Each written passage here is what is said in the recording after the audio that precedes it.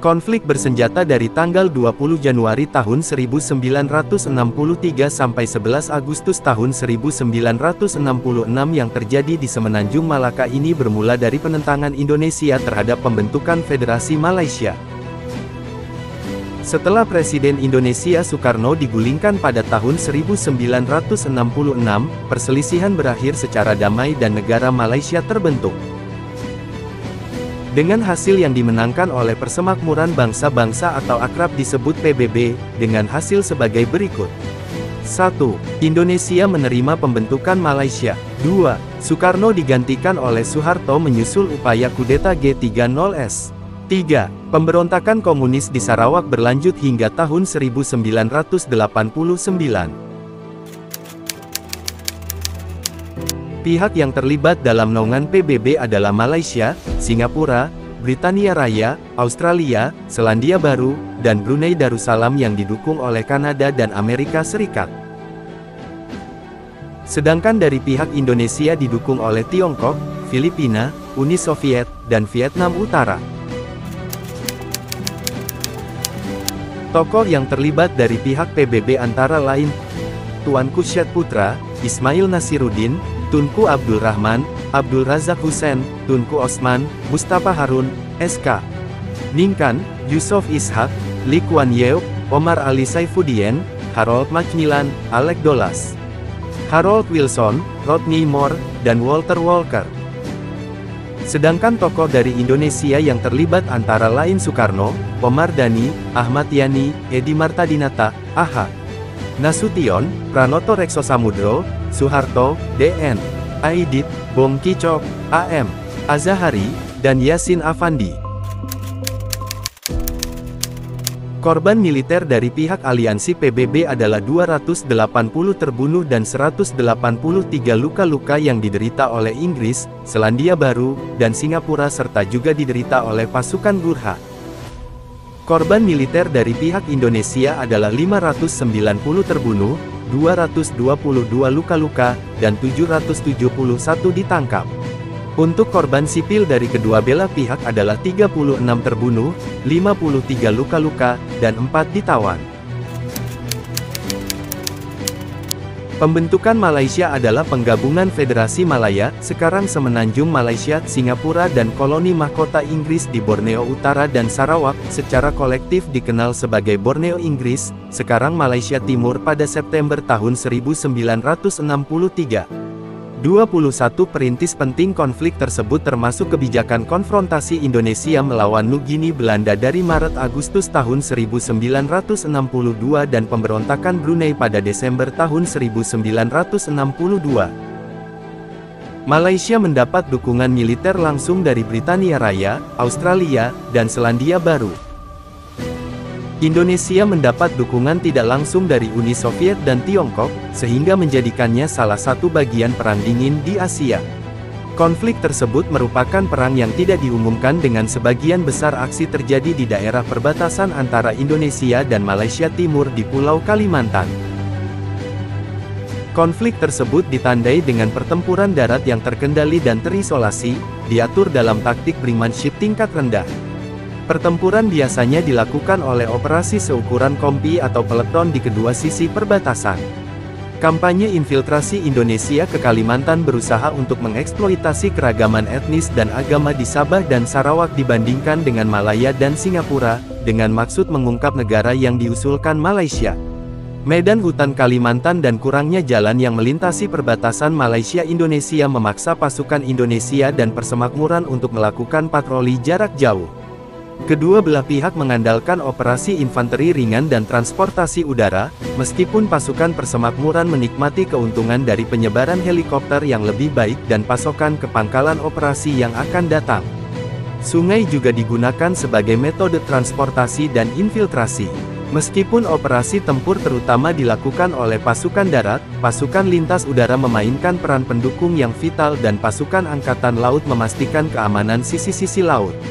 Inggris memberikan sebagian besar upaya pertahanan, meskipun pasukan Malaysia terus meningkatkan kontribusi mereka, dan ada kontribusi Berkala dari pasukan Australia dan Selandia Baru dalam gabungan cadangan strategis Timur Jauh yang ditempatkan saat itu di Malaysia Barat dan Singapura. Serangan awal Indonesia ke Malaysia Timur sangat bergantung pada sukarelawan lokal yang dilatih oleh Angkatan Darat Indonesia. Seiring waktu, pasukan infiltrasi menjadi lebih terorganisir dengan masuknya komponen pasukan Indonesia yang lebih substansial. Untuk mencegah dan mengganggu kampanye infiltrasi yang berkembang di Indonesia, Inggris merespons pada tahun 1964 dengan meluncurkan operasi rahasia mereka sendiri ke Kalimantan, Indonesia, dengan nama sandi Operasi Celaret. Bertepatan dengan Soekarno mengumumkan Tahun Penuh Bahaya dan Kerusuhan Rasial Singapura 1964, Indonesia meluncurkan kampanye operasi yang diperluas ke Malaysia Barat pada tanggal 17 Agustus tahun 1964, meskipun tanpa keberhasilan militer. 23 penumpukan pasukan Indonesia di perbatasan Kalimantan pada bulan Desember tahun 1964 membuat Inggris mengerahkan pasukan yang signifikan dari Komando Strategis Angkatan Darat yang berbasis di Inggris dan Australia dan Selandia Baru mengerahkan pasukan tempur Rolleman dari Malaysia Barat ke Kalimantan pada tahun-tahun 1965 sampai 66. Intensitas konflik mulai mereda menyusul kudeta Oktober tahun 1965 dan jatuhnya kekuasaan Soekarno kepada Jenderal Soeharto. Negosiasi perdamaian yang serius antara Indonesia dan Malaysia dimulai pada Mei tahun 1966, dan kesepakatan damai terakhir ditandatangani pada tanggal 11 Agustus tahun 1966 dengan Indonesia secara resmi mengakui Malaysia. Pada 1961, Kalimantan dibagi menjadi 4 administrasi. Kalimantan, sebuah provinsi di Indonesia, terletak di selatan Kalimantan. Di utara adalah Kerajaan Brunei dan 2 koloni Inggris, Sarawak dan Borneo Utara, kemudian dinamakan Sabah. Sebagai bagian dari penarikannya dari koloninya di Asia Tenggara, Inggris mencoba menggabungkan koloninya di Kalimantan dengan Semenanjung Malaya, Federasi Malaya dengan membentuk Federasi Malaysia. Rencana ini ditentang oleh pemerintahan Indonesia. Presiden Soekarno berpendapat bahwa Malaysia hanya sebuah boneka Inggris, dan konsolidasi Malaysia hanya akan menambah kontrol Inggris di kawasan ini, sehingga mengancam kemerdekaan Indonesia. Filipina juga membuat klaim atas Sabah, dengan alasan daerah itu memiliki hubungan sejarah dengan Filipina melalui Kesultanan Sulu.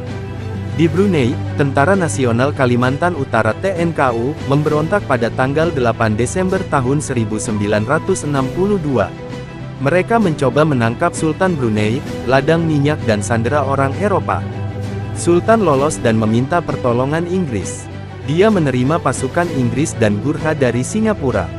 Pada tanggal 16 Desember Komando Timur Jauh Inggris British Far Eastern Command mengklaim bahwa seluruh pusat pemberontakan utama telah diatasi, dan pada tanggal 17 April tahun 1963, pemimpin pemberontakan ditangkap dan pemberontakan berakhir.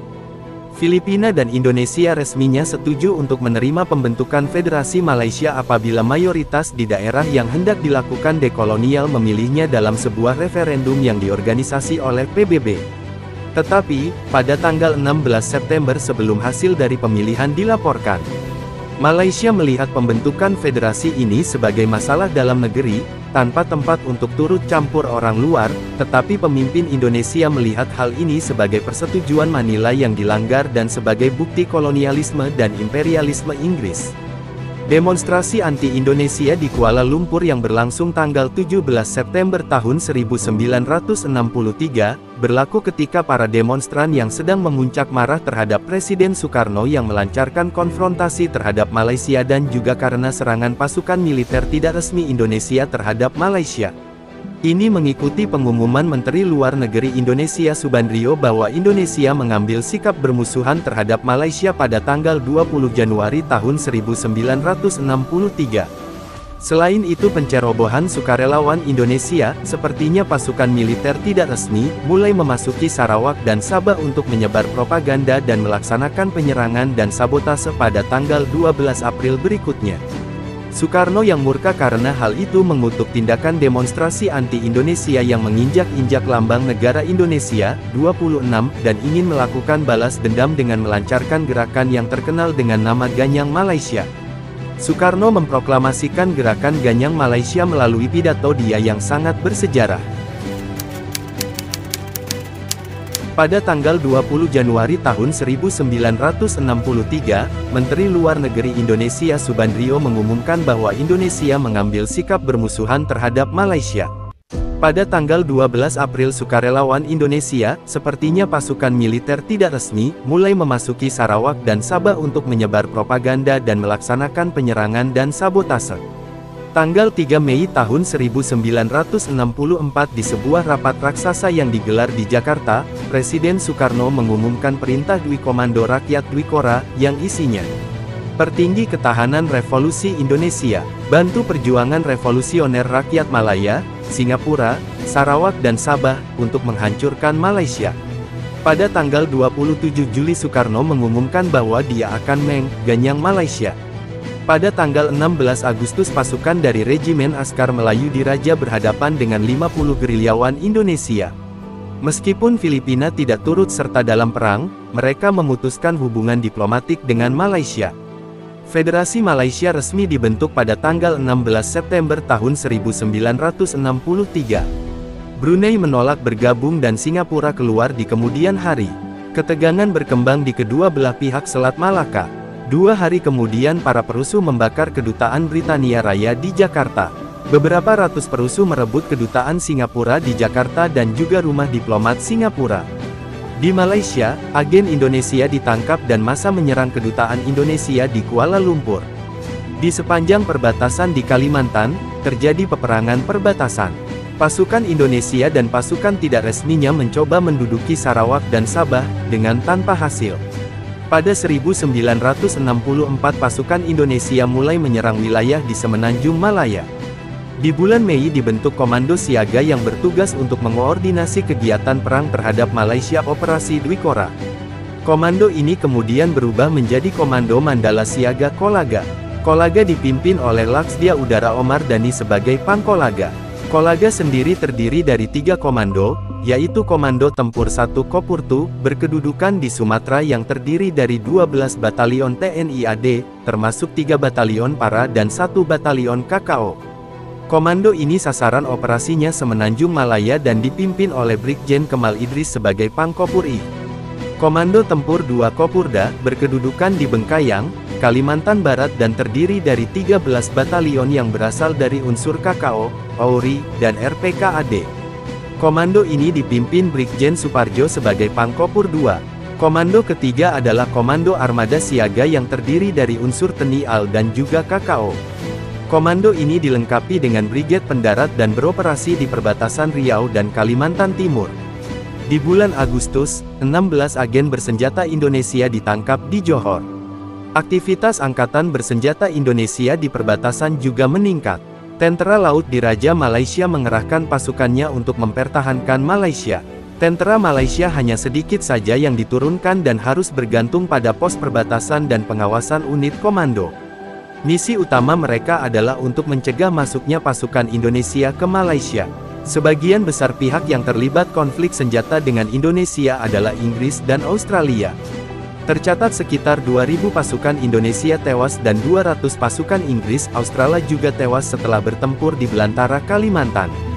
Pada tanggal 17 Agustus pasukan terjun payung mendarat di pantai barat daya Johor dan mencoba membentuk pasukan gerilya. Pada tanggal 2 September tahun 1964 pasukan terjun payung didaratkan di Labis, Johor. Pada tanggal 29 Oktober tahun 52 tentara mendarat di Pontian di perbatasan Johor Malaka dan membunuh pasukan Resimen Askar Melayu Diraja dan Selandia Baru dan menumpas juga pasukan gerak umum kepolisian kerajaan Malaysia di Batu 20, Muar, Johor. Ketika PBB menerima Malaysia sebagai anggota tidak tetap, Soekarno menarik Indonesia dari PBB pada tanggal 20 Januari tahun 1965 dan mencoba membentuk konferensi kekuatan baru Conference of New Emerging Forces, CONEFO, sebagai alternatif. Sebagai tandingan Olimpiade, Soekarno bahkan menyelenggarakan Ganevo, Games of the New Emerging Forces, yang diselenggarakan di Senayan, Jakarta pada 10–22 November tahun 1963. Pesta olahraga ini diikuti oleh 2.250 atlet dari 48 negara di Asia, Afrika, Eropa dan Amerika Selatan, serta diliput sekitar 500 wartawan asing. Pada Januari tahun 1965, Australia setuju untuk mengirimkan pasukan ke Kalimantan setelah menerima banyak permintaan dari Malaysia. Pasukan Australia menurunkan 3 resimen Kerajaan Australia dan resimen Australian Special Air Service. Ada sekitar 14.000 pasukan Inggris dan persemakmuran di Australia pada saat itu. Secara resmi, pasukan Inggris dan Australia tidak dapat mengikuti penyerang melalui perbatasan Indonesia. Tetapi, unit seperti Special Air Service, baik Inggris maupun Australia, masuk secara rahasia, lihat Operasi Celaret. Australia mengakui penerobosan ini pada 1996. Pada pertengahan 1965, Indonesia mulai menggunakan pasukan resminya. Pada tanggal 28 Juni mereka menyeberangi perbatasan masuk ke timur Pulau Sebatik dekat Tawau, Sabah dan berhadapan dengan resimen Askar Melayu di Raja dan Kepolisian North Borneo Armed Constabulary. Pada tanggal 1 Juli tahun 1965, militer Indonesia yang berkekuatan kurang lebih 5.000 orang melabrak pangkalan Angkatan Laut Malaysia di Semporna. Serangan dan pengepungan terus dilakukan hingga tanggal 8 September namun gagal. Peristiwa ini dikenal dengan pengepungan 68 hari oleh warga Malaysia. 1. Pertempuran Long Jawai, tanggal 28 September tahun 1963. Long Jawai, Kalimantan. Kemenangan Indonesia, kemenangan Inggris serangan balik. 2. Pendaratan di Pontian, tanggal 17 Agustus tahun 1964, Distrik Pontian, Malaysia. Kemenangan Malaysia. 3. Krisis Selat Sunda, tanggal 27 Agustus tanggal 10 September tahun 1964. Selat Sunda, Indonesia. Keberhasilan dua belah pihak dalam menghindari konflik.